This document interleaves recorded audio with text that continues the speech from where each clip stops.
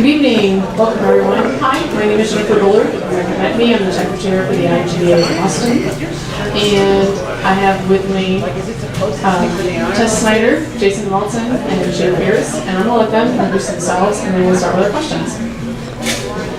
I'm Jason Maltzen. 15 years as a contractor for myself. 4 years now. Running the contract Tess Snider, independent development.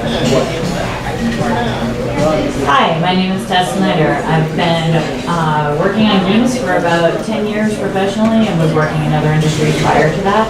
I have been contracting for probably about a year longer than he has, and we're currently running a small contracting company plus indie game studio.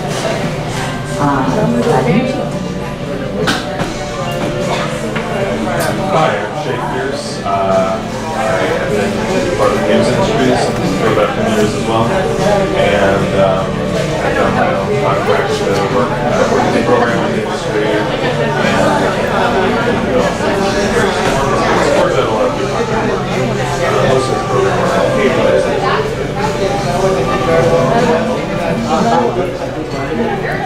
All right, so I'm going to ask 4 basic questions. It'll get started and then we'll come to Q&A. So the first basic question is, how do you get started as a contractor? What are the basics?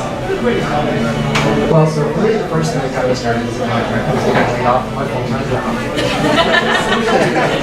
As I'm sure a lot of people here have experienced that one. After going through a couple of businesses that I decided it wasn't any more stable to have a permanent job than it was to have contract work. I knew a lot of people. I decided to spend part of my time developing my own games, part of my time doing contract. There's a lot of startup involved in that. You have to really be able to survive for a little bit when you know a very good income when you start as a contractor. You don't have that guaranteed paycheck or anything. You have to get some contacts. Some of them take 30, 45 days or longer to get paid. So that's one of the things starting off as a contractor. The first step on the road to being a contractor is networking. Establish a very good network in the industry, get to know a lot of people, get to know people high up at companies, and as well as people kind of on the line, because any of those people may be able to do a lead on contract. It's often said about contractors that they spend most of their time hunting around for work. Well, if you have the right skill set and you know the right people, you don't have to spend that much time hunting for work. There's actually a lot of work doing what we do. Yeah, I had the same experience of getting laid off. In fact, I was part of 2 different game layoffs. IGDA-Austin in 08, and then later a company called Plaid, Web Wars previously. And yeah, it's actually really good for networking because suddenly you know people at all kinds of companies because they've all been spread to 4 winds. Networking in general and getting out to people like this really important for me. When I started contracting after that layoff, it was all about knowing people in different places. I was very excited to be independent, have my feet in my own hands, but there were some things I didn't expect that came with that. I always wanted to be able to work on indie game projects on the side. I like that. Finally, I didn't have to worry about that clause in my contract of who owns what. Here's time. Then we had clause, 30 cents, fire networking, even though we weren't at work, I'm pretty sure. But I soon realized that even if you have a lot more time and freedom, someone told me it's trading the illusion of security for the illusion of freedom.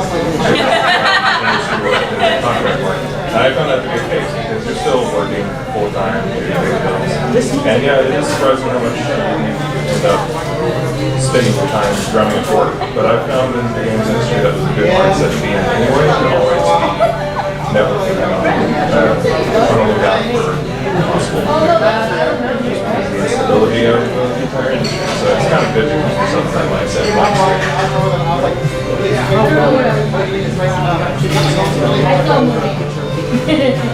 So the next question, you guys talked a little bit about this already, is what are the things that are surprising about becoming a contractor and or stumbling blocks that you first came across that you advise people on how to avoid them, identify, and then avoid? There are a few things that I ran into starting out as a contractor. Some things that you need to be aware of. There are a number of taxes that your employer pays that once you become a contractor, you have to pay yourself. They're all categorized under self-employment tax. So you have to keep track of that. Your work will be less stable, which means your paychecks are not going to be as regular. You need to be very careful about separating your business expenses from your personal expenses. As a sole proprietor, you can use your own personal bank account for your expenses. You can keep track of that yourself. I would recommend separating those bank accounts just so you have that separation of expenses. The other thing is you have a lot more accounting work to do. You have a lot of just kind of back office work that normally your company would have taken care of. HR takes care of a lot of the payroll, hiring, trying to do some work for you, all of the tax paperwork, all of the various filings. You have to file quarterly taxes instead of you're just cashing them once a year. You're not doing any withholding, so when you get paid, you have to remember to keep some of your money to pay taxes and go to your employer doing that for you. You spend a lot of time talking to lawyers, looking over contracts, as you're doing the contracts. Those are the big ones. I kind of second the amount of time you have to spend working on business stuff is definitely a concern because you are a business if you're contracting. That has its benefits and drawbacks. The drawback is the amount of overhead you have to deal with in business stuff. The benefit is you're the peer of the company you're going to talk to. So when you go in there, you're not like some, you're not a little guy. You're a company, you're a peer. And that gives you some leverage when you're talking with them. You're not, their employee, you don't have to kowtow to them. Another thing that surprised me was really clients that weren't real ready to tell you what they need from you.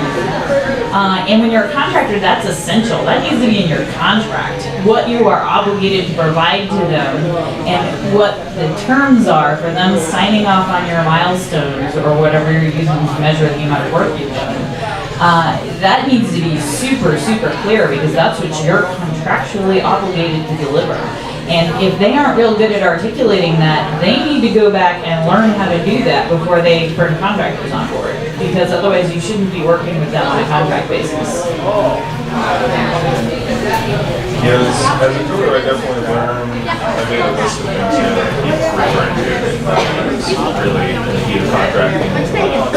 One of those was I work in a large variety of code bases, but I really set that up, and knowing what you're going to do make a very big difference in even estimate whether something's feasible.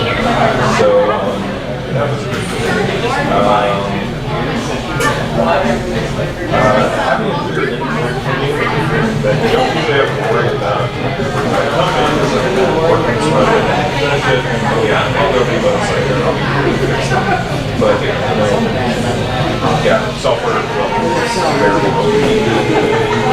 and being in the mindset of, okay, we're going to put this down to exactly the time, exactly what we're going to do. And signs off on what making that through because there's always just one thing, especially in software. It's something that you aware of. Other surprises? Surprise. For me, I think I've been lucky that I've spent enough time to work for lawyers, and usually not too much on paperwork and stuff. My wife has always helped me run a business and do paperwork, so it's part of the business really. But,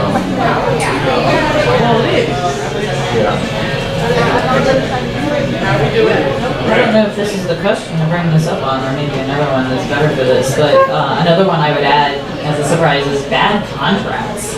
You'll get contracts from people and they're like, this is our boilerplate. You can just sign this, well, it'll be cool. And you're like, this is your boilerplate? This isn't okay.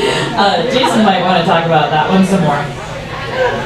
Yeah, I've actually got some great examples of some really awful clauses in contracts that I've been given. One is kind of the boilerplate employment contract that says they own all of your output, even when you're not on the clock for them. Your standard, you work for us, therefore what you do at home is ours too. I've seen one that asked for the right of first refusal on any additional contracts I might take when they were hiring me on a hard time. There are some pretty ridiculous ones out there. Oh yeah, there was one contract that insisted on perpetual support for the life of the product for any bugs that may come up in the future after the end of the contract, at no additional pay. I've seen one that offered $10 fixed fee for bug fixes beyond the end of the contract. We'll pay you $10 to fix any bugs we find after the contract. Yeah, well, in this case, that one was a several-month contract. Yeah. So there are some pretty ridiculous clauses. So as a contractor, you really want to carefully look over the contracts you're offered. We'll go through some back and forth with a lot of these companies. A lot of companies that hire you. Some of them think their standard employment contract is the same thing as your contractor, which is not the case. There are some very, very clear delineations of what a contract is and what it really is. The general rule. It looks like an employee acts like an employee, it's an employee, and not treat them like an employee. We had lots of trouble with the IRS for violating that. On that particular note, I actually want to add a couple of things. If you become a contractor, you are not obliged to work in the office. You can work anywhere you want to. If it's in your contract to be in the office, I suggest putting in your commute time. So for example, I live in East Boston. If I had to work down on 6th Street, that job would charge me an extra 2 hours a day for my freaking commute. So make sure to put that in there. And they kind of talked on the business aspect of it, and the one thing they didn't cover was rates. I want to cover this real quick. Take your salary, and you want to figure out what you are hourly. You need to add 15% because that's what you cost in the taxes that Jason was talking about. And then you want to not put that hourly rate over 40 hours, but over 30 hours. And so if 30 hours a week is not going to be sufficient, you need to up it by another 25%. The reason being is you're going to spend 25% of your time doing business stuff, and you need to have your hourly rate covered. You also need to have two rates. If you're walking in and EA is going to hire you, charge the arm and leg. If you're getting hired by an indie or somebody who's brand new or small, you're going to have a smaller, slightly more reasonable rate. So I would definitely pay attention to that. Also, to recap, get a lawyer, get an accountant, and get an LLC. You want to be a little bit protected, and you want to have that bank account. I cannot stress bank account enough. The IRS loves to come after contractors, and there's a lot of basic stuff about that, and it's very surprising, and your accountant will help you with that. So now somebody in the room says, I want to be a contractor. What would be the first things they would start with? Well, the first thing I would do is set up a separate bank account for your business, put some money in there, it doesn't have to be much. Hire your lawyer. You might not need the accountant right off the bat, easy thing to do is start out with some accounting software, look up like shape one, fresh books, or zero, or one of those. And then get to know a lot of people. So a lot of people, talk to a lot of people, make sure people know that you are available for contracting, especially people who know what your skill sets are, because that's the way you'll get your contract, you get your contacts, because someone you know knows someone who wants to hire a contractor, and they will come in, hey, I know this person, I think you two should talk. That's almost all our contracts come that way.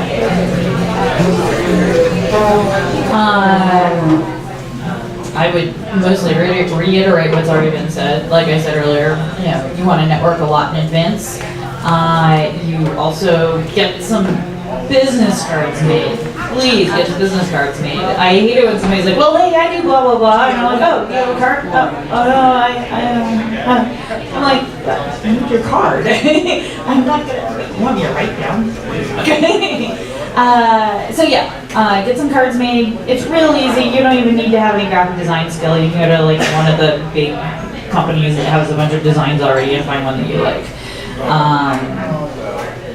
And I would also, you know, the bare minimum you need to do to set up a company, when it comes down to it, you know, if you aren't ready to do the LLC and all that paperwork and don't want it, or you're just testing the waters, is set up a DBA, doing business as. Real easy to do. It's just one form you fill out, you take it down to the county office or state office or whatever it is. You want to fill that out, you can find the form online, and set up the bank account. And those are the two first things you really, you know, those are the minimum things that you need to do to get started, really. And you could do that now. You could do that while you're working for somebody else. That's not a violation of probably not a violation of your employment agreement if you're not doing any work for anybody yet. And you may be doing work in some other domain, maybe you're making jewelry or something, you know. You can kind of test that out, see how it works for you. And if you get more comfortable with that, then you can start looking at the possibility of quitting the day job, as it were. Yeah, those are the bare minimum things you need to look at. Definitely the first thing I do is Yeah, I didn't know where a trash can was. LLC. I remember you guys use Legals and save a lot of paperwork, sped it up a lot, stuff like that. It's a little more expensive, but I thought it was like they always sell you but yeah, I agree all that. I'm cheap. But it was worth a little more than they charge for the LLC itself. Other first steps, you know, as far as networking goes, you guys said get to know people who are higher up at different companies, which is never bad. But for me, most of my work came from other programmers and developers. Can you guys hear me okay? Who, you know, are recommended, especially, and of course, we actually worked on a contract together, and I was a programmer, a contractor there, who referred other contractors. And then there were other contractors who they didn't have a first-hand referral for, who they didn't get a good experience from. Companies tend to trust people that are trusted by people they trust.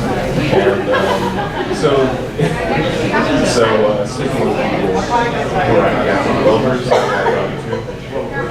as far as the first thing you do, I'd say if you're doing this and you don't have experience in a day job, I personally think it's worth a lot. I mean, obviously, it's a lot of just on college, kind of real better than you know, maybe contracting on business and doing all this other stuff.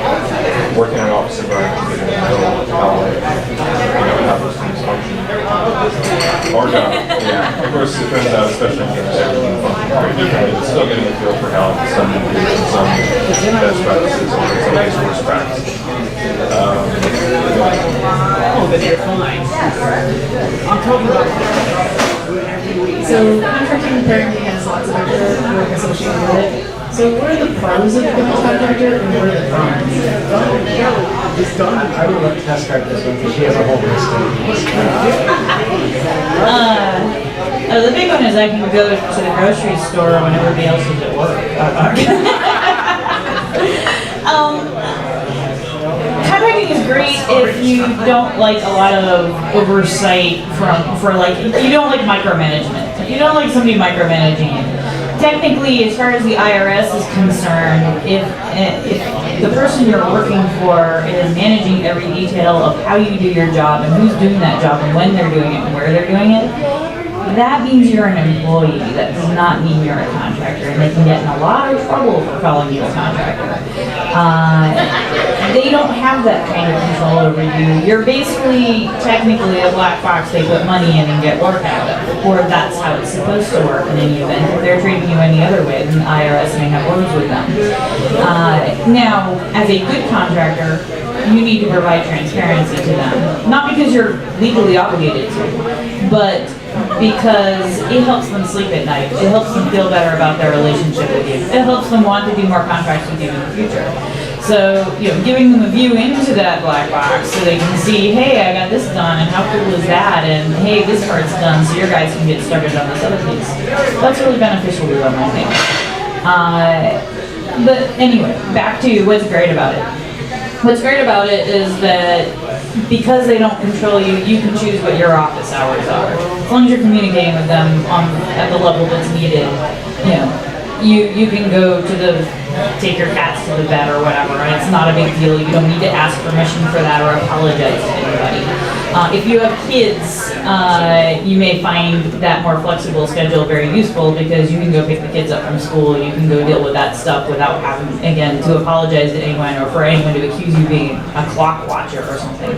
You're not chained to their desk. They're not allowed to chain you to their desk. If they try to chain you to their desk, they're doing the wrong thing.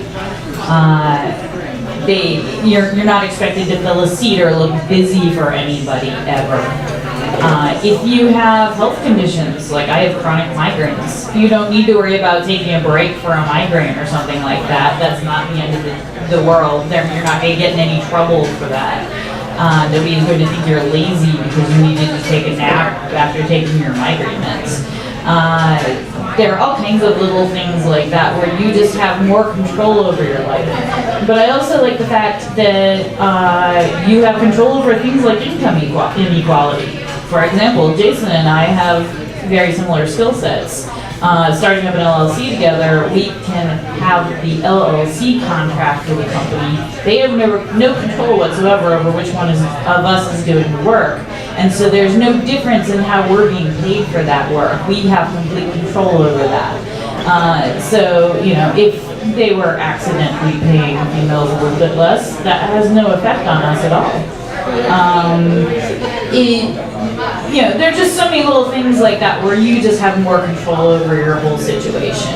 And I like that a lot. I like having that level of control. I like being able to go to the table with a company and be their peer instead of being an employee, where I have control. I have as much say in what's going on in that process as they do.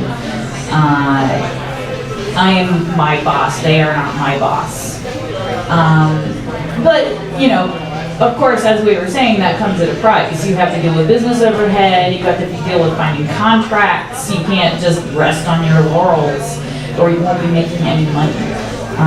So it requires a bit of a go-getter attitude to keep it going, and it requires a willingness to try a lot of things. It's really good if you like doing a lot of different types of projects instead of being stuck on the same thing for 4 years, that's for sure. Because you can, take multiple contracts, you can take short-term contracts to do different things. You've got, a whole lot of control over that stuff. I'm going to go ahead and pass it on before I spend the next half hour talking about this. To me, contracting, get rid of everything that was office space type of problems with a day job. The complete disconnect that I felt a lot of times at a day job. People would, I'm away from my desk for an hour, migraines. What does that matter? As long as the work is done, it's all that matters. And I feel like contracting, that's the system that everyone has. I want to be really productive. So I don't think it's for everyone. I think that if you're very much not a personality, that's just one of your productive. That's what you love. If you're very self-driven, if you're very self-driven, instead of those definitely cons are obviously. I'd say another pro is for me, it was a big confidence builder. I was always afraid of the paperwork, business stuff, negotiations, and I did a lot of learning negotiations, but I very much read every contract, every word of the contract. I do not ask feedback on anything. I have all sort of questions on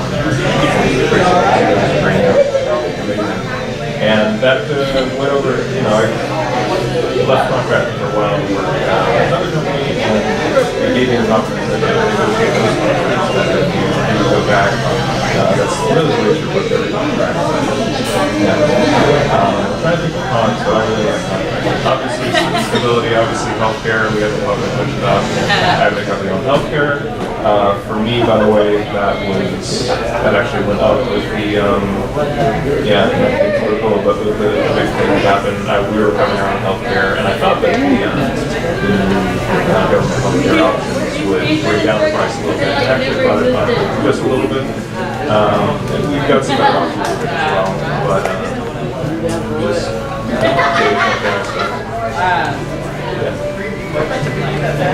my data point on that is that I couldn't buy individual health insurance until the Affordable Care Act went into place. I didn't have any. So that's actually what enabled me to buy insurance. Now that it's in place, we can all get insurance, but there were a lot of us with minor pre-existing conditions, like migraines, for example, who couldn't get health insurance at all before. So for me, it was a huge boom, personally. Yeah, Shay covered the healthcare as one of the things that your employer will be sponsoring for you when you're a contractor. So you have to consider that in your rates as well. Other things you have to consider are if your employer does a 401k and sort of matching or a 401k, you'll have to put yourself on IRA or retirement account, which will be for listening to your contractor, if we know your schedule, one of our contracts is actually on our standing plan, so we're working at 2 to 3 o'clock in the morning and we have a job that you have to do 34 hours. Wouldn't work out so well. They were allowed to say, well, we need you in our office 9 to 5, like you got this other contract that I'm working on from 11 to 3 a.m. The freedom of hours is one thing. You actually work for clients anywhere in the world, especially with communication. Just some other pros and cons that I just put on the side. On the work side, if you're really good, everyone will refer you. If you have a bad day, you will not be referred. So don't have bad days publicly. You can have them privately. You can literally take a nap and like not let anybody know why you took a nap. But if you do not deliver on your product or you have a falling out with an employer or you cause problems for people, it's going to haunt you for a while and it'll be hard to get out of that. I definitely think that networking and building a strong network of people who can help you find the next job is important. And you guys actually kind of talked about referring other contractors. You want to build a network of other contractors with the same skill sets, so when they get too much work, they can pass to you, return courtesy. If you get too much work, pass it back to them. And recognize too that whoever you're passing it to, that person can reflect on you as well. So at this point in time, I have one question that I want to ask the panel that wasn't on the list, but I'm curious about. How do you bill? Hourly, weekly, daily, what? So we've had a couple of contracts. We've got a couple where we go hourly, which is just the person contracting with says, I need this work done, go into the hours you spend on it. And we've got good communication, so he doesn't worry about how long it's going to take to get over going or anything. We've got contracts where we've built milestone development. We need this piece done. We want it done in a month. Build it for us, we'll pay a full lump sum at the end of the month. So the contracts can go either way. It really depends on who you're working for, how they work best. A lot of people like the lump sum because that gives them a standpoint on how much they're spending, whereas the hourly may be a little more open. On the other hand, the hourly gives them a little more flexibility. As far as the IRS is concerned, contractors get paid on a lump sum on a commission basis. In practice, we do every kind of payment model you can imagine in that regard. The big thing is that you get paid at the end of the day. Personally, I somewhat prefer hourly pay. Because sometimes somebody will give you a rabbit hole task that didn't appear to be a rabbit hole task at first. So they'll be like, oh, and this and this and this, oh, that screen is really easy. Yeah, that should take about the same amount of time as this other screen. And then you get in there and you suddenly realize there's all this other stuff about it that you didn't know at the time. And so you're like, oh, this is going to take a week instead of a day.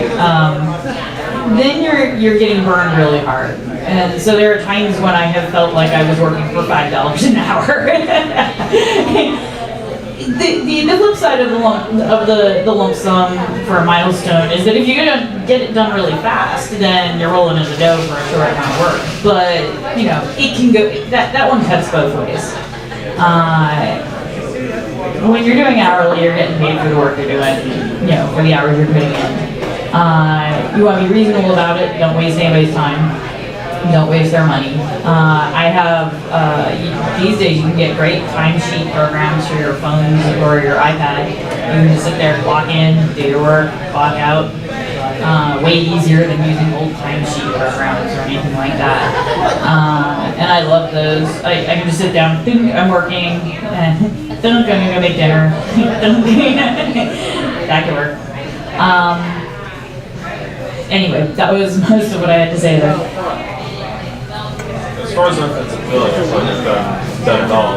I personally don't like billing by the hour and tracking the hour, but I've worked with clients who use timesheets, basically, their active timesheets. And I feel like my hours are so very low in terms of how productive they actually are. Partly just because of my personality, I have days when I'm much more productive than others, and partly because how long you sit down and stay in the zone as a programmer makes a huge difference how much you're getting done. The third hour sitting focusing on a project is much more productive than spreading out for 30 minutes every day and never really being able to sit down. So I prefer to, when I have a choice and they're asking me how to bill, I usually prefer to say, what exactly work can be done and by this hour, and then I'll use the number of hours by this way. And then use the number of hours I expect I would spend on it as a baseline in my rate, but then let the actual number of hours spent be on the phone out, and I just have to get it done by this time. And sometimes you agree to the performance bonus, really unexpected, and there's bonus, which I guess is the same as saying if it's late, then you get less money. But I'm an optimist. I'm an optimist, I always like to go that way.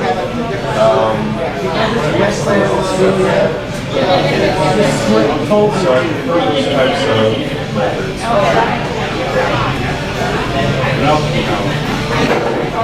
I just want to add one quick comment to something that Tess was saying about if you take longer than you expected when you're billed hourly versus or if you call something you take longer than you expected and you get paid less. You get a lot better at estimating after a little while how long something's going to take you. Yes, you do. All right, so at this point in time, we're going to open it up to the floor. If anybody has any questions, come on up to the mic. Here we are. If you're really interested to find out the breakdown of you guys' time in terms of overall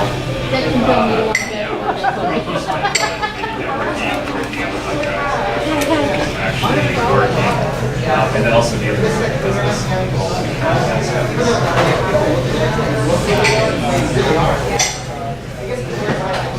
So contract negotiations can take a long time in terms of the actual time behind the real time. But the amount of time you spend on that, especially if you have a lawyer working for you, is not necessarily that long. I think a contract negotiation is probably 3 or 4 hours of my time. Maybe it takes 3 weeks to get a good contract down to the initial contract is insane.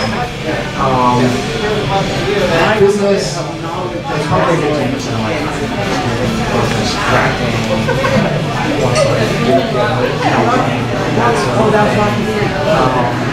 and then the rest of my time is split between actually working on contracts and working on my own projects.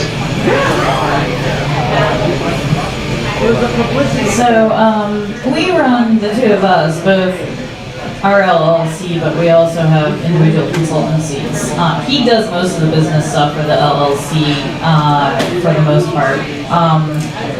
Most of the nitty-gritty stuff, the numbers stuff. I'm really horrible with numbers. It's a computer's job. Anyway, he addresses most of that stuff, so I don't mess it up. And but for my individual consultancy, I have to do invoicing and stuff like that, and that's always going to take, like 15 minutes of your time every month. You're sitting down and doing your invoices. Get a good piece of software for that, and you can it'll remember who your clients are, and you can just start typing their name, and it'll pop it in there and make you an invoice for you, and remembers what types of jobs you do for them, and then you pull that up, punch in a number, and you're done. Your timesheet software can make that really easy. In fact, there are cases where your time clock software may even integrate with your billing software, and that becomes like ridiculously easy. It's just like do it in your sleep or something. Whereas I kind of have a messy spreadsheet thing I do in the middle. But anyway, as far as invoicing, that actually doesn't take that much time. It's like things like tax season and stuff like that. There are times when it will take a big chunk out of your week, where you're trying to process a bunch of paperwork for what you're doing. And it's irregular when it's going to eat a lot of your time. That's what I was going to say. It's very variable. But I do know every time I sit down and say, well, I'm just going to send an email about this contract that's in the works and then get off this invoice for this other client. That'll probably take me an hour and a half. I've been optimist. It always takes longer than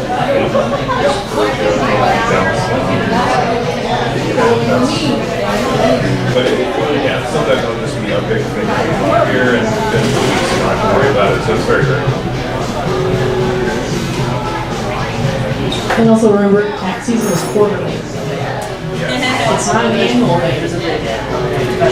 Yes, there's a big annual one, but for the most part, it's quarterly.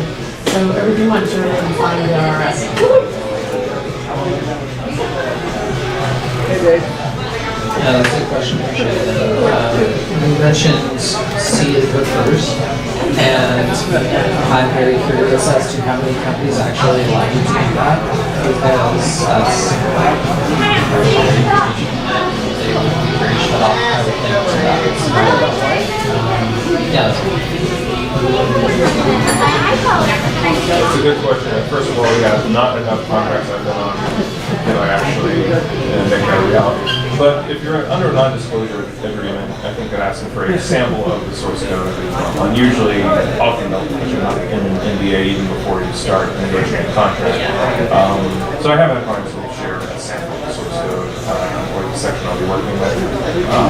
I just wish I could work more on this way on that list. Basically, doing on that list as you can see the code if at all possible, or learn something about who made it, the approach they took, it helps.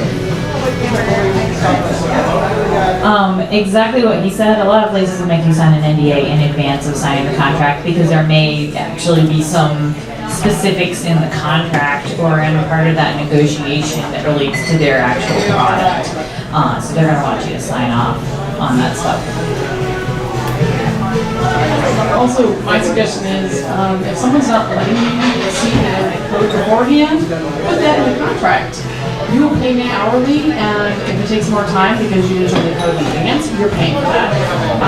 And yes, also run, because it usually means it's either really bad code, or there's going to be a hard tool. It goes for any discipline. If someone's not going to kind of open the kimono after an NDA sign, forget that. Next question?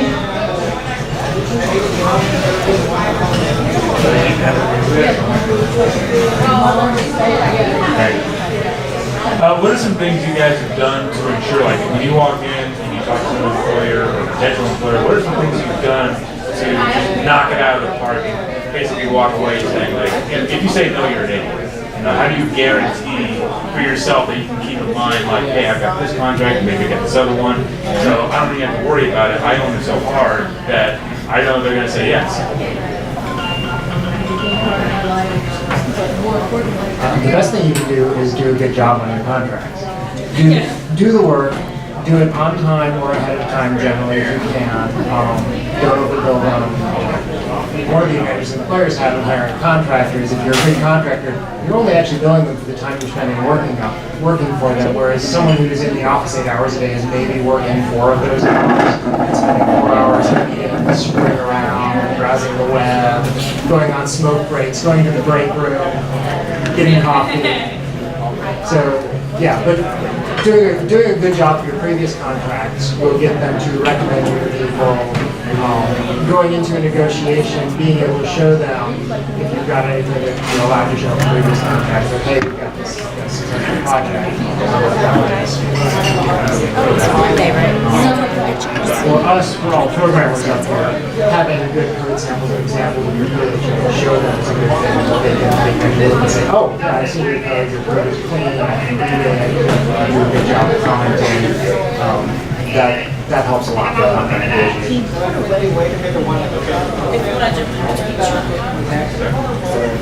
That's interesting because I've never been, I think, even asked for a code sample. Maybe in one of my first contract jobs. Actually, yes, my very first one. But I think it accounts for 100 times more that the other coders you work with can vouch for you. Because a lot of people look at a lot of coders pull out of an application, you can't even tell them in a lot of cases. So yeah, just having other coders who know what they've done and what you're doing and can vouch for you, I think is a big thing. You know what? I've never had to hard sell a client. Usually if they've got you in there and they're talking to you, they already want to bring you on board anyway. I have had occasionally a client treat it like a job interview, but I don't get turned down on programming job interviews. So it's, you know, in those cases you just treat it like you're interviewing for a job. But yeah, generally I've never had to do the serious sales pitch with them. Usually if they've contacted you, they're thrilled that they found a programmer or whatever job it is that you do that can do the contracting for them, and it isn't about to run off and take a new job in 5 minutes. You know, some people do temp contracting, and it makes it hard for those of us that do perm contracting because people are afraid to get contractors because they're afraid they're going to lose them to jobs. I don't mean perm contractors, there's no such thing as perm contracting. People who are career contractors, essentially. So a lot of times they're just so thrilled to find you that you don't need to do a sales pitch at all. Once you're there, once they, you know, you've made the contacts, and usually it's just a matter of somebody you know who knows them and says, hey, I know this really good programmer, blah, blah, blah. They've already done the sales pitch for you a lot of times. When I became a contractor, I read, there's a great blog post by Adam Saltzman who gave me a lot of advice. He gave me advice through this blog post about his experience. He was contracting, I believe, mostly as an artist, a pixel artist. But just an interesting tidbit, which was just, if you just do decent work and deliver it on time, that apparently sets you into like the top 20% of people, which was mind-blowing to me. Like, of course I need to do that, but it's kind of true. Yeah, what's up for you? But I'll just really quickly my like 7-item list here that I had in terms of expressing clients and so on. Or take care of myself and taking care of the clients. Always deliver on time. Schedule pessimistically, which is something I just need to remind myself as an optimist. And single code is knowing how it's requirement. So that's when see the code first. Get paid is a pretty important item. Take care of yourself. Be a professional, which encompasses a lot for me, but it's a really important thing. Sometimes to stop and say, how am I going to deal with this situation? What's there on the side of being professional? And keep the customer satisfied. It's huge. And yeah, have a clear endpoint, which I said before. But yeah, a lot of it boils down to keep the customer satisfied in terms of, hey, what am I going to do? Are they going to recommend me next time? How's this going to go? I think one of the things about contracting is it keeps you honest as an employee, essentially. You know that your next job is dependent upon the referral you're about to get. So when you're an employee, you get to be a jerk once in a while. Whereas if you're a contractor, you don't really get that luxury. So I think that's why, if you're just nice and polite and professional, you tend to fall in the top 20%, because I've met a lot of contractors, and they're contractors, just nobody wants to work with them. All right, we have a question over here? I did have a question about like lawyers and hiring. How do you go about that? Where do you find out how much they usually cost?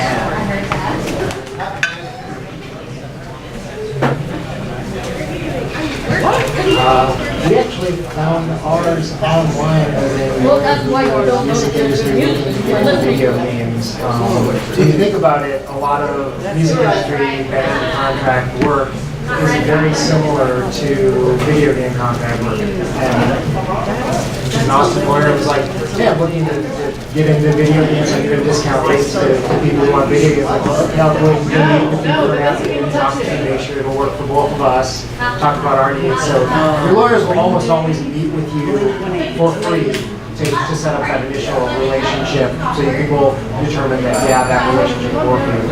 After that, some lawyers will do just, one-shot contract review fees. If you're getting one on a regular basis as a contractor, what you'll do is you put down some money with them as a retainer. So when you need their services, they just take a confidential retainer we have for them and basically reserve some of their time to review. And the amount of that will depend on how much work they expect during your relationship with them and basically the client. Our lawyer would put down a $1,500 retainer. So that is how that's been.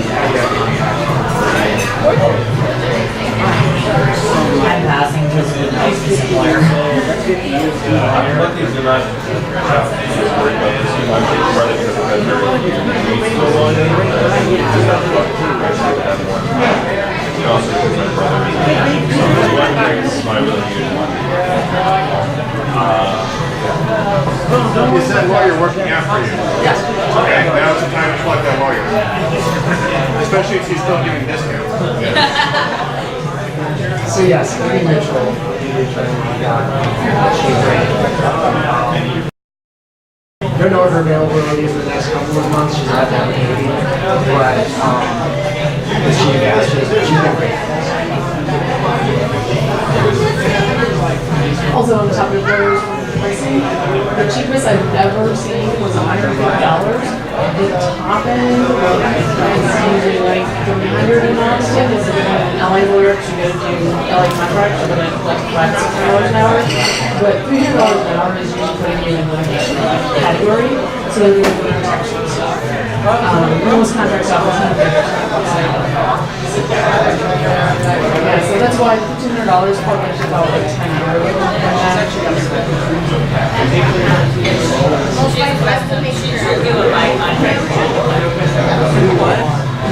The black contract trade.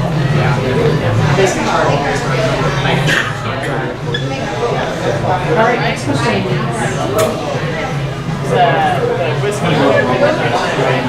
When you get a contract from an employer and there's things that your lawyer that changed or what is that kind of back and forth? You have the lawyer drop a new contract and you go to the employer or stay on and change the I do like to do that. So the process is called redlining. Your lawyer reviews their contract, marks that contract up with the changes. You send it back to the city you're negotiating with. You send it to their lawyer who looks at the changes, says, we'll accept these, we won't accept these, we want to make these other 12 changes. Sends it back to you. You go through that for 5, 6, 7 passes until you finally got something worked out. Yes, yeah. So when you get a contract from a company, your lawyer will have written the contract that their company's going to be open. There's nothing in there to go through the company. As a contractor, you need to if you want them to be paid for it. So you get protections on both sides of it. Two of you have used the word employer now to describe your clients. They're not your employer. They're your client. Remember that. Never think of them as an employer. I don't know if this answers the question. I've thought about that for a while. I feel like employers create this notion of you're a member of a family, which is the way that corporations used to run in America. It's a pet peeve of mine that they don't anymore. This is just business, and maybe it never really is that way, but you're still ultimately a light bulb being plugged into the right side that they need to fill. And little land that ultimately it's all about the business. I'm not going to do this both sides on. Yeah, clients will occasionally act a little bit taken aback when you're like, I'm sending this to my lawyer for review. They shouldn't be. They're a business, you're a business, this is how contracts are done, and they need to just deal. I agree with Shay, by the way. Corporations have a very nasty dark side, so be careful about that, and especially as an employee.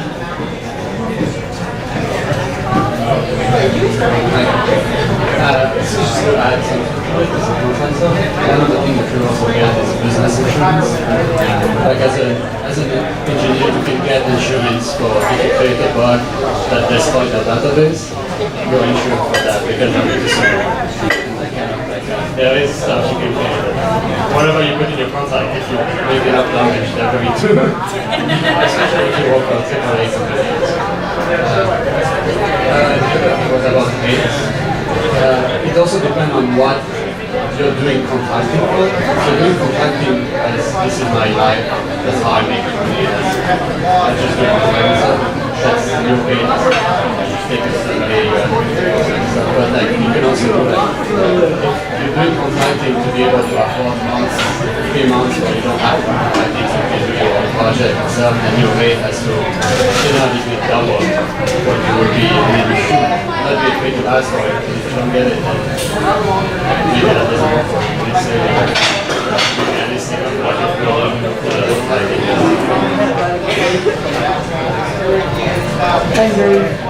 I think also on the rates comment, when you first start out, you're definitely billing hourly because people don't know you.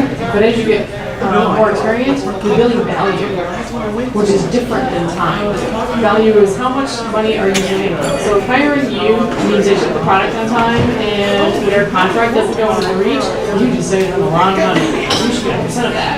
So if you think they're saving themselves $500,000, you definitely want 10% of that sucker. So you want $3,000 per month's worth of work, or maybe 2 months worth of work, because you're saving them money. Those are high numbers, but you can charge that, and there are companies in town who make a living doing exactly that. They go, look, you're in a tight spot, and I'm going to solve your problem, but it ain't going to be cheap. And that's how they get to ship on time. That's how they get their products done. But you got to build a street cred for that. You can't do it out of the gate. You got to build a reputation that people want. The roles are always shared at this point. Where do you want to live? Yeah, I mean the same thing. Because I like the as I think people like journalists understand themselves when they do this. If you're working for the same person again, you charge more because now they're saving time on you. Like generally that's not having time for and now you can start charging more. If they need someone right now, you charge more because they're also a business, they're not family. This is the first time you work people, that's a different case. So there's always the case of don't be afraid to ask for more, a lot more, and they can they tell you how much they can offer. Okay, well, I'll take it because that's already more than what I was getting. Are we going to push that here?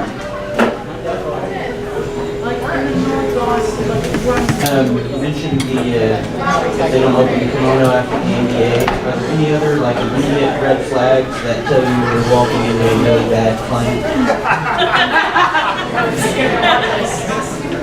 If they're not going to pay you, for example, some people will be like, well, we're going to give you equity in this really great company. That's like working for nothing but stock options.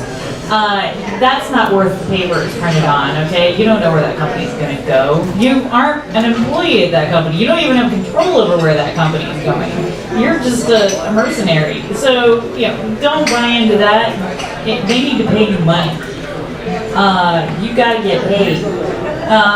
Even if you take a profit sharing deal, don't take a full profit sharing deal. Make sure that they're paying for part of your time and do the profit sharing deal as part of it. Because they need to put some risk into this to go with your risk.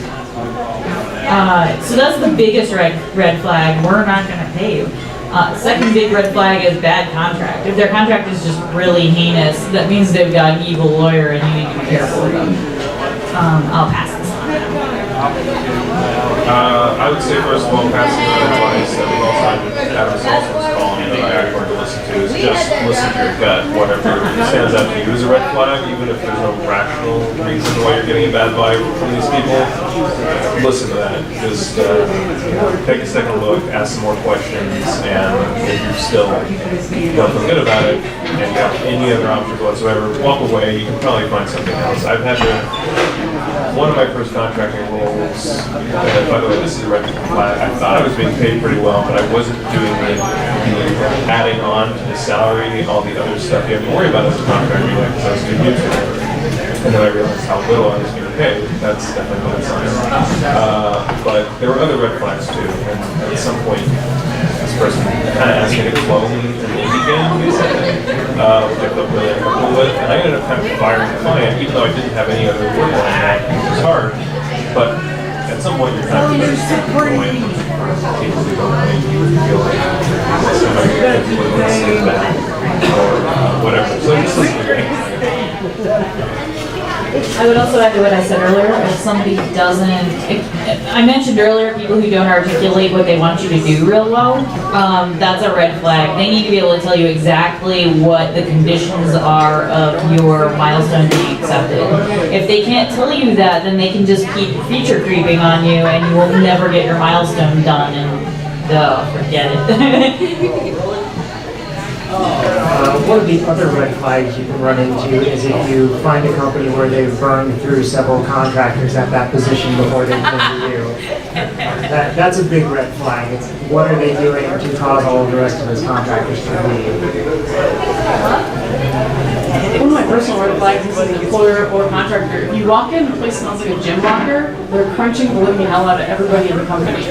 So if you walk in and they've been crunching the living hell out of everybody in the company and they offer you $20 an hour, say no thanks and just walk out. Because I mean, someone up top is a tightwad and under-resource the project to begin with and then crunch the team. And now they want you to come in and do the exact same thing. So always be careful of that. On the upside, you're the one being paid per hour, which the employees aren't. So just wait for them to say suckers.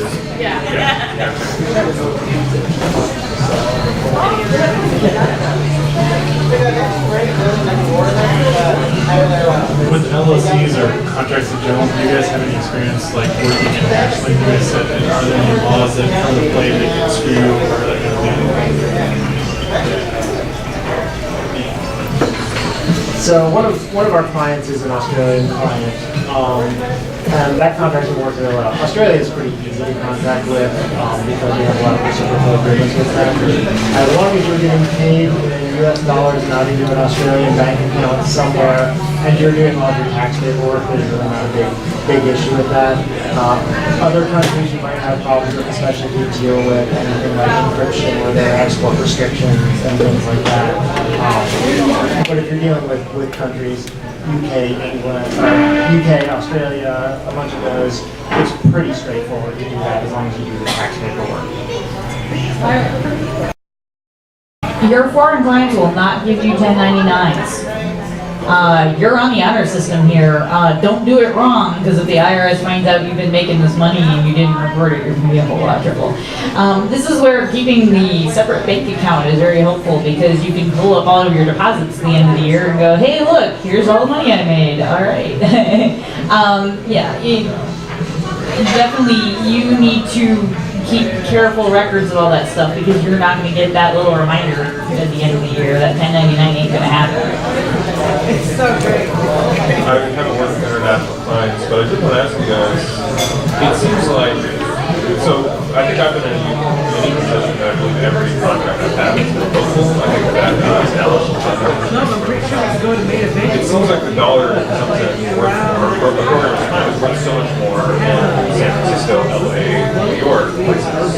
And I think clients in those places tend to charge more. So I guess that's a variable you should be aware of. But it's harder to network the places out there.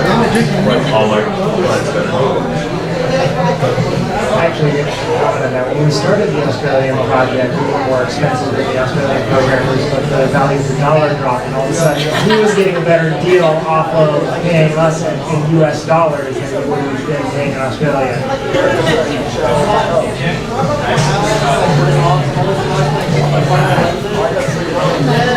I just wanted to say that I worked with a company in Denmark for a game called Space Hulk, and what I had them do, which I highly recommend, is do a wire transfer.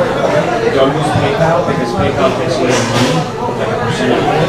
But if they can get you to wire a transfer every time you see your paycheck, or your pay stuff like your hourly, then that works too. And it works really good for me.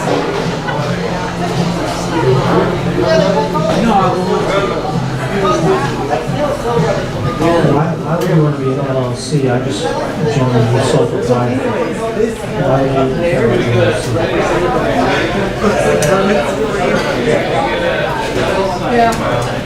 I might be the worst answer to this question. I think you guys know more on the legal side than I do. To me, I don't have business insurance, but to me, the LLC is well, the absolute worst happens.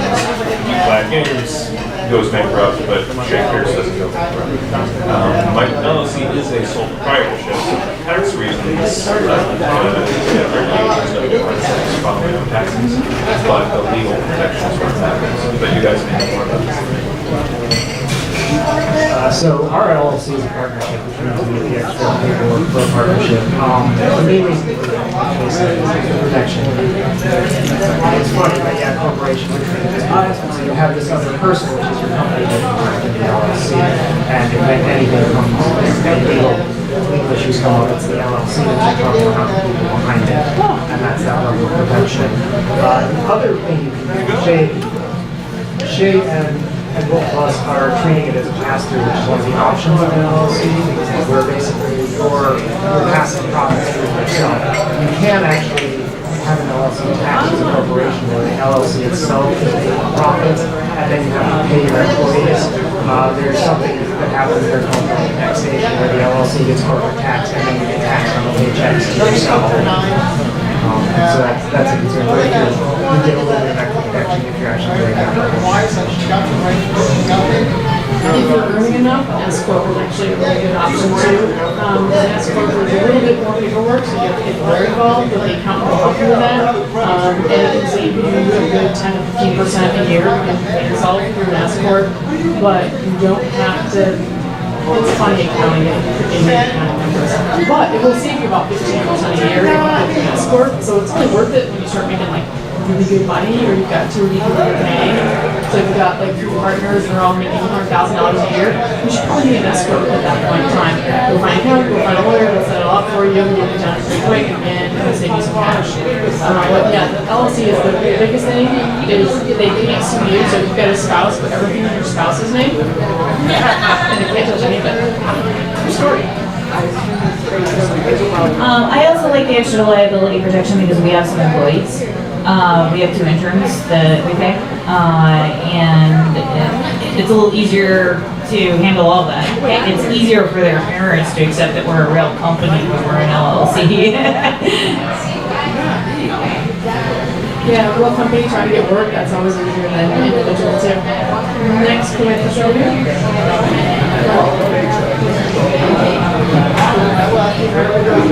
I just was wondering if you had some basic suggestions for getting introduced to the higher ups of companies and building relationships with them.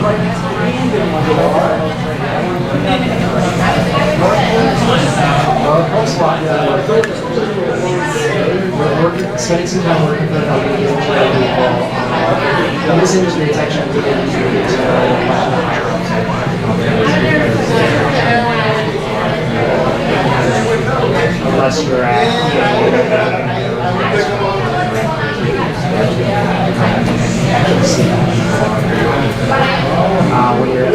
when you're at a smaller company, you'll know a lot of what happens is a lot of people will end up spinning off and starting their own company, and all of a sudden you go going out to the events, conferences, especially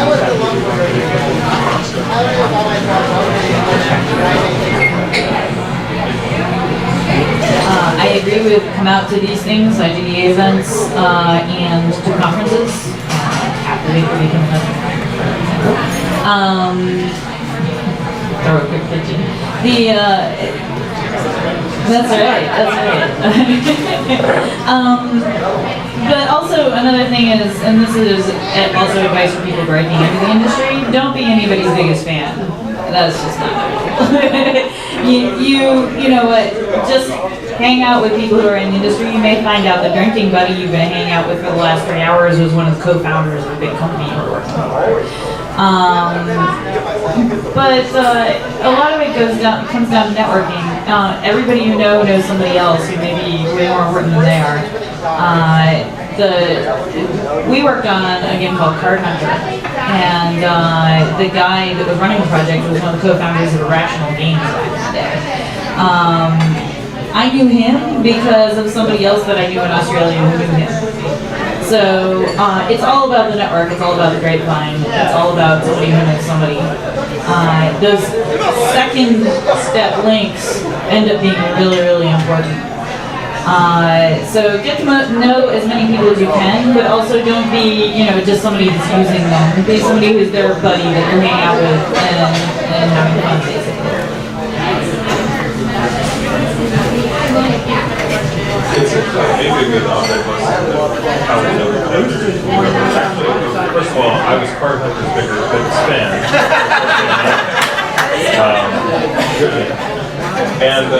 But I was back on the contract market and was aware, I've heard there's a person in Austin working on that, it's Tess Snider, I've heard of her, and I just Facebook message each other and whatnot. And it's just like, reach out and get in touch with them, just go to events and hope that the person that you want to talk to is there. I wasn't working hard after this time, for various reasons, but then we ended up working on it, and just being in touch with other people, be proactive and reach out to people doing the same thing. I'm also going to add over to everything. One, be useful. Useless people are watched out real fast and nobody wants to deal with them. So if you can volunteer at an event, if you can help somebody out, if you can introduce somebody who are useful to other people, they would do a job. I've gotten 6 jobs in the industry because I knew somebody and I was useful. Not because I cold called anybody or anybody else that I think you're real. The second thing is, I'm just going to ask a question here. How many people here know Rich Vogel? Rich Vogel. Anybody know Rich Vogel? Okay. All these people know somebody who's a hiring manager. Anybody here know Gordon Maltzen? Alright, we all know hiring managers. Anybody here know somebody at wargaming.net? Alright, yeah, so all those people know hiring managers. There's like 6 companies right now that are hiring in Austin. Space Studios is hiring. There's all these other places. So get to know people who know the hiring managers, so you need to get to know them. And the best way to find out who knows hiring managers is find out who's hiring, so go to the website, check it out, then find out who's running the studios, and go find out how they are secondary linked to you. That's really it, because you are probably second linked to every single person in Boston if you know one person in the city. I also just wanted to mention meetup.com. There are a lot of meetings. This is a crazy thing that's just started in the last year or two. No matter what you're into, there are probably a bunch of meetings which are quite fun. Look up meetup.com, enter what it is you're interested in, art, whatever it is. You can find these meetups where there's different crowds, different groups of people. So it's definitely another thing that's directly to Agreed. Yeah, we're all any other questions? So for this, they sign a waiver every couple hours. I just signed a contract. It's a personal service. Good story. Probably get it on. I don't know if you guys ever seen one of those. I haven't done anything. It's called personal service contract. Essentially said, you work for them and later you don't. So, has anyone seen that before? I always used an intermediary for my government contracts. I was going to comment, I bet a lawyer does. Yeah. Most of us, giving out free legal advice, by the way, is really dangerous. And yeah, find a lawyer and how much they cost, just because we feel held out liable for what we say. So my advice is, get a lawyer. None of us are pretending to be lawyers, by the way. Yeah, no, not a accountant, not a lawyer, but... Alright, any other questions about the contractor and how to resolve Another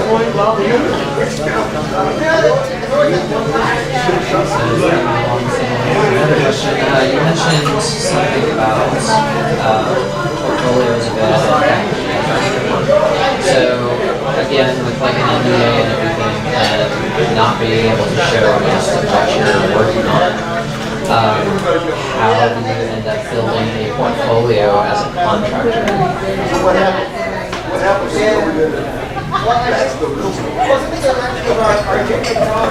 So that's one reason I said I think it's a good idea to start with a regular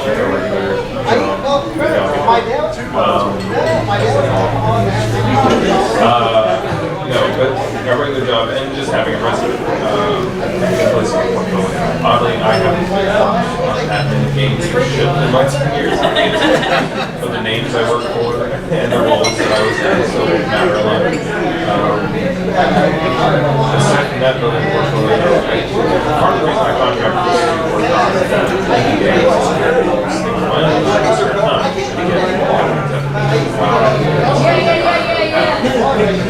but it was still exciting and I think it's still an opportunity or a good reason to be a contractor is to be and you can share that goes with everyone, you can share it build so share product with everyone that's portfolio based, even if all your contracts are but yeah, I think again the portfolio is as much the resume that you work for, the vouchers for you, and second degree connections on LinkedIn, and I think LinkedIn can be a good tool, although it's become less and less useful over the years. Everyone works with everything, it seems like, but it's still good. So it's a good way to recommend it. And we may know that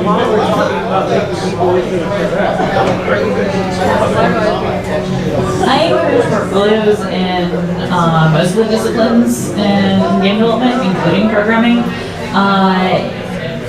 Even though I'm kind of past the point where I need them as much myself. But if you're early in it, I absolutely recommend having them. With programming, it's not just things like code samples you also want tech writing samples and things like that, demos and whatnot. You don't need to do those for your job. You can do that stuff on the side, which is how I got into the industry originally. You can work on a little indie game or something like that. It's so easy to just download Unity and whip something up these days to just kind of show off what you can do. It's not that hard. And it's a good way to kind of demonstrate that you're learning new things on the side and don't only know the things that your employer has obligated you to know in your current job. So, and there's also always open source projects and things like that. There are a lot of places you can kind of hack on code without it being your employer's code and without it being locked under an NDA. One of the other things you can do with contracts is get a clause put into the contract that allows you to use the code that you made as a portfolio piece. Usually, those clauses, at least in the contracts that I've negotiated with companies, have a statement that says you have to get approval from the company that you work for to show off. Most companies are pretty cool. I did this thing for you, can I show it off to help you know work? Most companies will say, yeah, that's fine. Indies especially are really flexible about that kind of thing. If an indie needs a little bit of contract work, you can totally work out a deal with them to show off your code samples to an employer or another client, or show off art or something like that. Like every artist who's ever worked for us has been allowed to show off some of their pieces as portfolio pieces. Also, especially on the programming side, it's easier on our side, it's kind of show what you do, design, user levels, but programming side is harder. You can get contract quotes from your clients and put them on a WordPress site. Give yourself a little simple blog, put your LLC up there, have your own little URL, be it WordPress.com, and put up contract quotes. If you work for somebody and you're walking away, you say, listen, I want you to write me a paragraph why you like working for me. And then privately have them say, give me feedback too. What can I improve the next time I work for somebody. So you have a public quote that you can use. And you want two people. You want your discipline and you want your project manager. Because there are two people involved in hiring a contractor. One of them is the discipline, if they're going to do the technical side, and the other one is the project manager. And the project manager wants to know, especially working with programmers, can you take programmer speak and turn it into human language? And if you can't, I'm still not working with you because it's easier for you to lie to people. So that's also something that we put there. How do I translate? I think that's a big part of any resume for programmer too, is how do I translate this problem that's super hardcore and deep technical into a way that a producer or a project manager can understand, or an artist or designer can understand. Any other questions? Right there, and here that's When is it appropriate to plan your exit strategy? And when have you had to execute your exit strategy early? Celia's been there longer than any of us. I don't know what you've got wrong with I volunteered because I feel like I'm actually entering that exactly once. In terms of I have an ongoing contract with that client, same one I talked about, and I have to say, okay, money is an issue, and I concern are an issue with the second one. What was the second one? When did you like, here's the plan, and of course everything goes to the plan. Yeah, always, every plan. So when have you actually find yourself in a situation where like I gotta get out of here, further excellence in communication,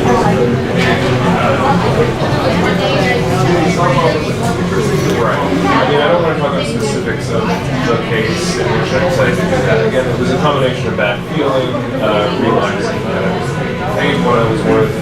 When I told that to the client, I said, I'm really being paid by someone else. I was like, yes. Why is there any more evaluation involved?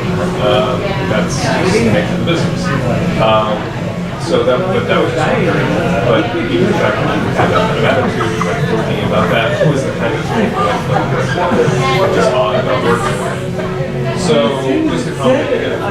The words were leaving my mouth in slow motion.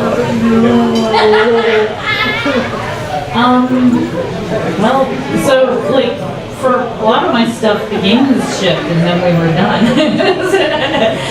Occasionally goes a little like some romantic relationships where I kind of want to fire the client and then one day they kind of go, hey, so yeah, we're gonna kind of hire somebody for that position, and then it's kind of this mutual falling apart thing.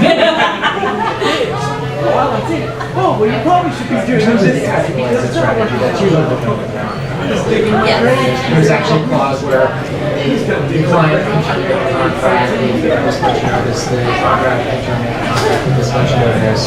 Sometimes there'll be, you can terminate the contract can terminate the contract, but they have to provide support for the next month if anything comes up that the client needs. In terms of detecting that happens, it's not any different than detecting when your employer's about to happen in terms of there's a lot of things here aren't going so well, this is about to fall apart. And that's the point where you make a decision.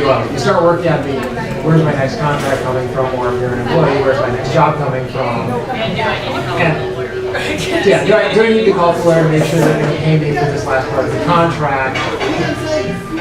And then, should I leave now or should I wait until they're done? Also, on termination of contracts, if the company treats you like an employee and refuses to stop treating you like an employee, you would terminate immediately. Do not terminate because they are a breach of contract. Always says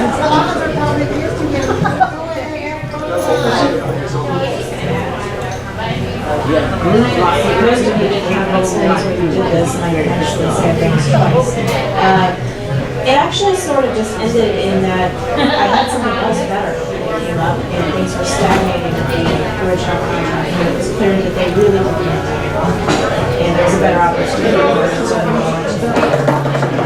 so I just was able to re-talk them, and they were clearly not forward with the work, and everybody was happy. So a lot of times I would say it's just like a real job. Don't quit your first one to have your next one. All right, any other questions or comments? Oh, over here.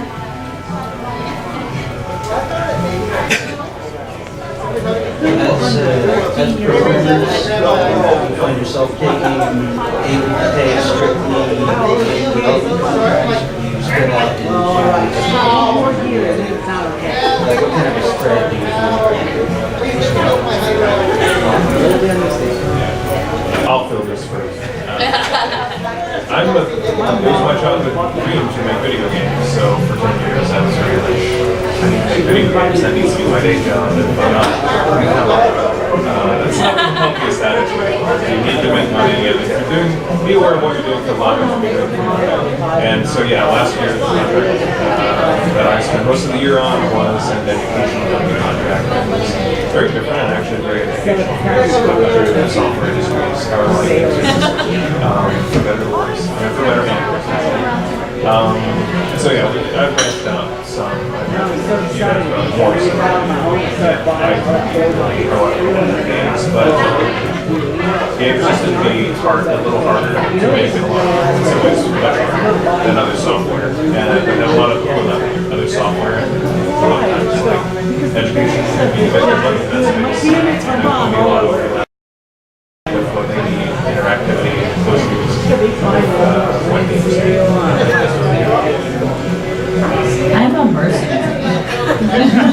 If you have money, I'll write code for you. That's really what it comes down to. I've done educational software. I've done medical software.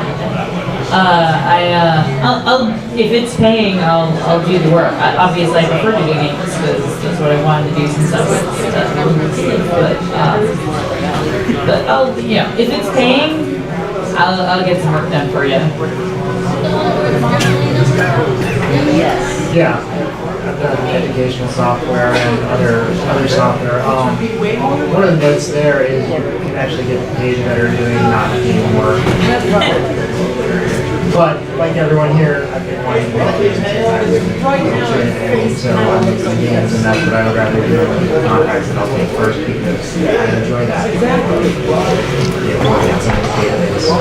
Unless you could steer a Yeah, I imagine there's a lot of people who either are part of making games or want to be part of it. It's not all indie game development. I feel like indie game developers as more tend to talk about their successes and talk about things they're proud of and not talk about in most cases they fail a lot before you get a big success. But also the fact that most of them do contract work or other things like that to pay the bills to fund these things that they love making. And that may or may not turn out to be big successes. But they tend to hide that away because it's not a some story. But there's no shame in talk about that more. Yeah, you gotta do this. Hey Jason, how much money is our last game? Which one? The one where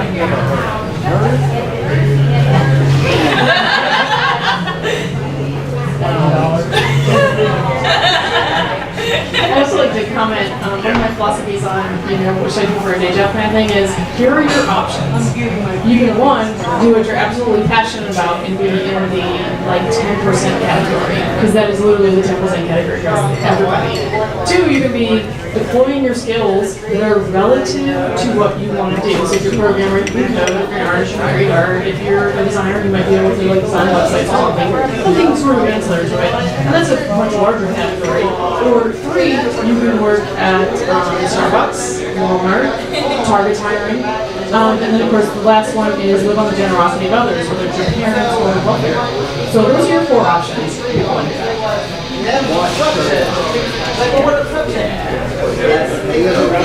Alright, so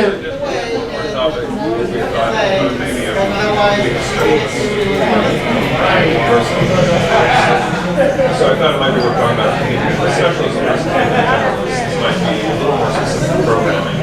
I very much think myself as a generalist. I think that's been a strength for me. There's pros and cons, I'm sure.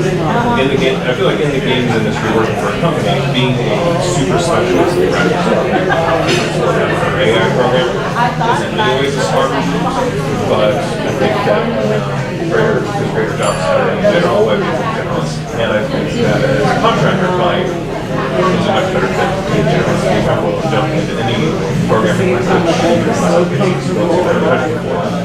Not that you're likely to get hired for one, you never know, but sometimes that happens. But being someone who they can say, he or she has picked up so many things before, I think that's a big strength.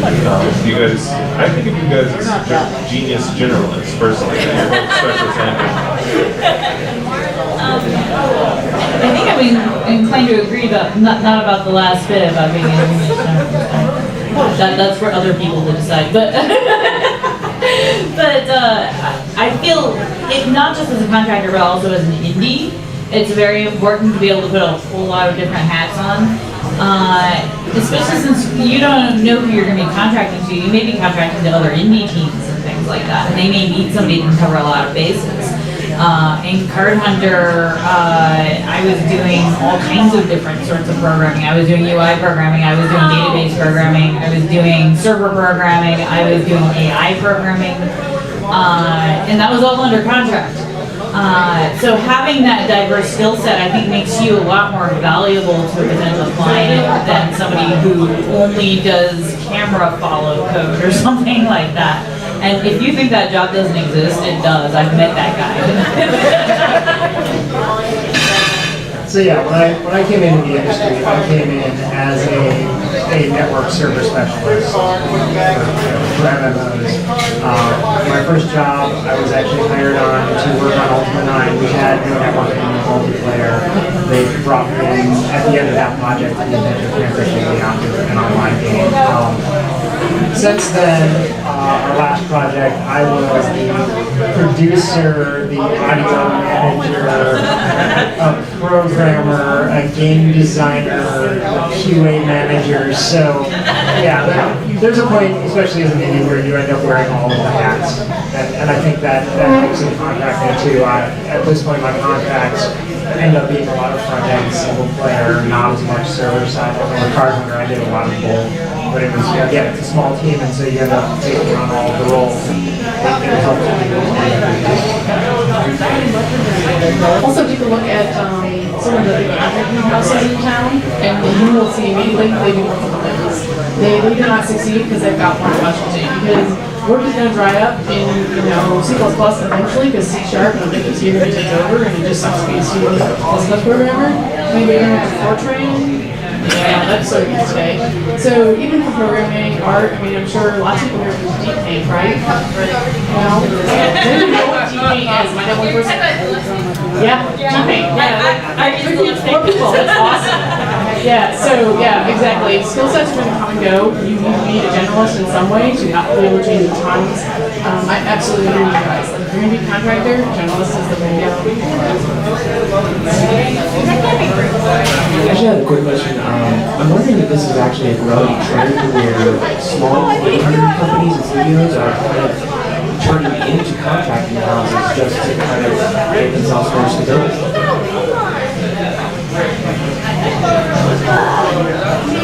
The first answer to your question is yes. Some of it's regional around the DC area. If you want to supplement your kind of indie games and other projects like that, you tend to do serious games instead. You do government contracts. But in the rest of the country, a whole lot of folks do contracting on the side. I don't think it's that much of anything. I think that the first game developer I worked for was for hire work. It was a bigger, mid-sized company in the early 2000s, but they were still doing what indies do today, doing for hire work and working on their own games. It's just, yeah, I think you do. Yeah, I would concur with that. That really get developers, you're not going to make a lot of money out of your initial games, unless you have a huge success early on, which is not likely to happen. There are 36 games before they released Angry Birds, so they had 52 failures prior to release a successful game.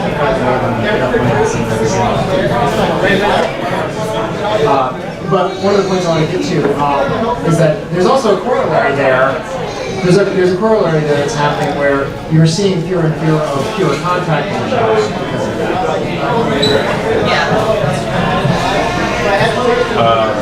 One more thought was, it's very enlightening, even after spending years as a game developer, to play end of story. I mean, where you're like, oh, I'm actually running this company. It's a super cartoony, simple simulation. It's still like, oh, I guess to make money with that contract work. Yeah, make the kids. The education. Not the most accurate, it's still inside. Anything else? Alright, so I'm going to do a shameless plug. If you want to find out about starting your own business, you want to get indie, you want to learn all this stuff, I run a conference called Captivate. It's going to be October 24th to 26th. There are 2 tracks. There's indie and startup, there's business and legal. There's also going to be a track in everybody's discipline. We're bringing it together. Tickets are on sale right now. They are essentially at half price at the door, so now it's time to get them. Prices go up until August 1st. It's www.captivateconference.com. I try to make it affordable for people. If you're indie and you want to submit, we do have an independent games competition. So submit to that. Feel free. We had a good time last year. We had 750 people show up, and people got jobs out of it. People got contract work out of it. They found lawyers. Mike Tolson was found by 4 people. It was great. They found PR agencies. They found people to help them with marketing. So there's all those folks out there that can really help you bring into your games and help you learn how to start a business. So thank you all. If you brought an independent game, you have a game that you want people to test, raise your hand. Anybody to bring that tonight? We have one right here. Awesome. A lot of people can play your game. I just had something. There's a VR meetup, and a VR jam going on there on this month. So if y'all check out the Unity meetup, they're going to be organizing. It's going to be kind of like hosted through here. They're going to have it all weekend. Should be pretty cool. All right, awesome. Unity's going to be here. They're always fun. So anyway, check out with this guy, gentleman here, and play his game. Thanks all.